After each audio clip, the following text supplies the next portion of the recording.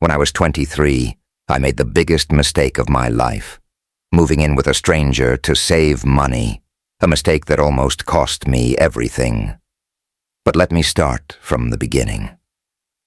After landing a job out of state, I needed a place to stay. Desperate, I put up posts everywhere, Facebook, Craigslist, even Twitter. That's when he messaged me, Rob. He seemed harmless, a short guy with a friendly smile, and his house was perfect, close to work, affordable, and move-in ready. We FaceTimed, and nothing seemed off. He gave me a virtual tour, and I agreed to move in. Would you move in with a complete stranger if it seemed too perfect to be true? Think carefully, because this is where my nightmare began. When I arrived, Rob greeted me outside with a smile and helped me carry my things in. My new room was already furnished, which Rob explained was from his previous roommate.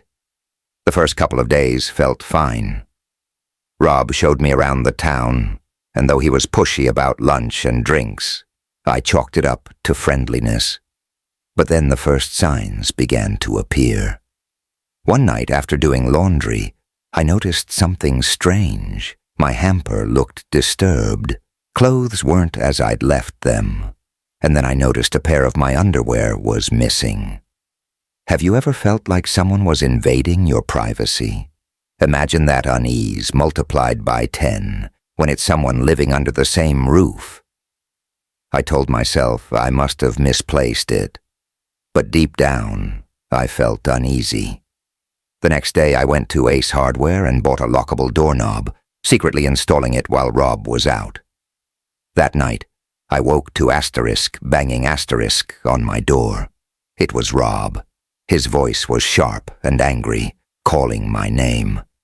My heart raced as I lay frozen, pretending to be asleep. Eventually, the banging stopped, but my fear grew.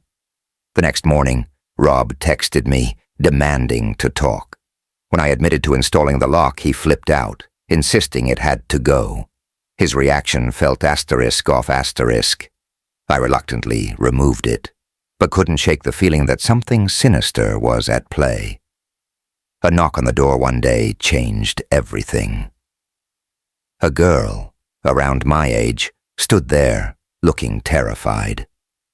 What would you do if someone showed up to warn you about your roommate? Would you listen or brush it off?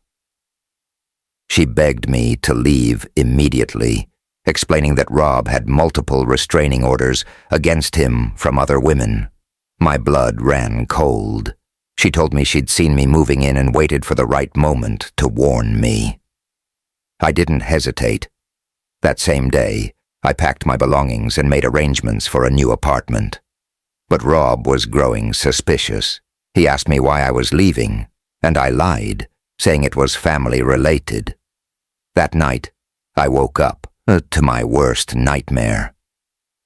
Sitting at the end of my bed was Rob. His face was blank, almost emotionless, as he placed his hand over my mouth and whispered, "Shh." What would you do in this moment?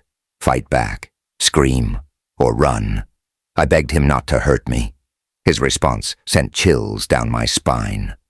"Why would I hurt you? Don't listen to what they say about me." Then he did something horrifying. He started caressing my leg. That was the moment I knew I had to escape. Summoning every ounce of courage, I bolted out of bed and ran for the door.